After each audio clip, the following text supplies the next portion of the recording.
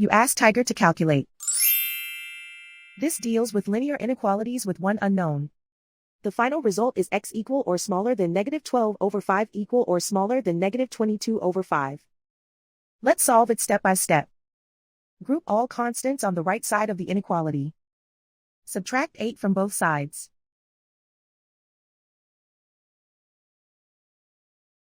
Simplify the arithmetic.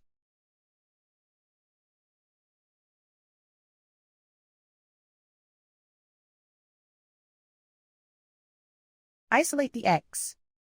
Divide both sides by 5.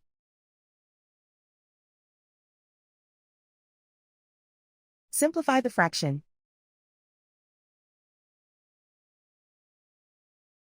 Plot the solution on a coordinate grid.